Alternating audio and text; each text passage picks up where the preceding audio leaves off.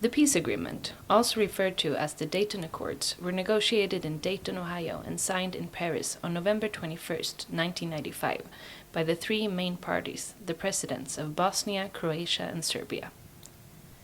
The peace deal put an end to the bloody war that had taken place in Bosnia and Herzegovina between 1992 and 1995 after the fall of Yugoslavia.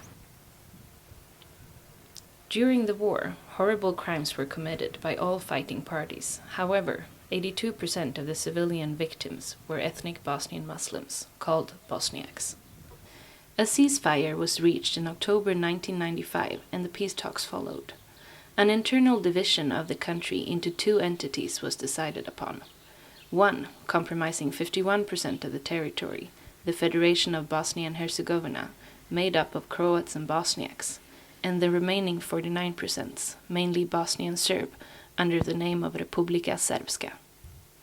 The fairness of this division has been heavily disputed, not least by those who claim that Republika Srpska came about through what has now been defined as a genocide led by Bosnian Serb leader Radovan Karadzic and military commander Ratko Mladic. The ethnic divisions, which had instigated the war, were further cemented through the Dayton Peace Agreement. More than 2 decades after the agreement was met, governmental positions on all levels are still distributed according to ethnic identification within the three major groups: Bosniaks, Bosnian Croats, and Bosnian Serbs. The political system in Bosnia, which was established through Dayton, is extremely complicated. There is a tripartite presidency, made up of one representative from each ethnic group, plus full cabinets and parliaments on state level, as well as separate governments on the level of the two entities. In addition, the federation is also divided into 10 cantons, each with its own government.